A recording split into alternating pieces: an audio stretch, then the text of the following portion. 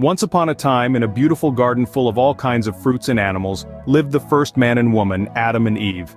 This place was no ordinary garden. It was Eden, a paradise created by God himself. It was full of lush green trees, vibrant flowers, and a variety of animals, all living together in harmony. Among the many trees in the garden, there was one that stood out, the tree of the knowledge of good and evil. God had given Adam and Eve the freedom to enjoy everything in the garden, with just one rule. They were not to eat from this particular tree. It was a simple rule, but one that carried great significance. Adam and Eve understood and agreed to God's rule.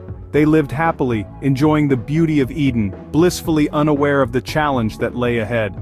Adam and Eve lived happily, but little did they know, a test was about to come their way. One day, a crafty serpent came to Eve and tricked her into eating the fruit from the forbidden tree.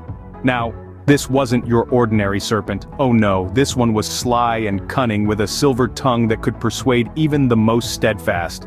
And so, the serpent convinced Eve that eating the fruit wouldn't hurt.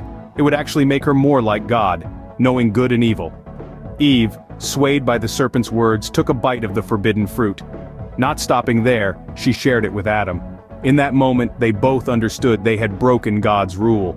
Suddenly a rush of shame washed over them. They felt exposed and vulnerable, so they made clothes from fig leaves, trying to hide their mistake, their disobedience. But could they really hide from God? No, they couldn't. Both Adam and Eve had disobeyed God and they were about to face the consequences.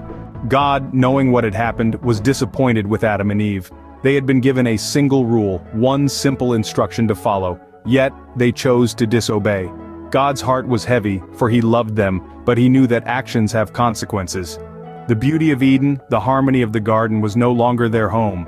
It was a paradise lost due to disobedience. In the cool of the day, God called out to them, his voice echoing among the trees. He told them of their actions' consequences. Because they had disobeyed, they could no longer live in the garden. The lush greenery, the abundant fruits, the serene peace, all of it was now beyond their reach. And so they left. Adam and Eve, the first man and woman, stepped out of Eden, leaving behind the paradise they once called home. They were now to begin a life outside of paradise. So, Adam and Eve left the garden, beginning a life outside of paradise because of their disobedience.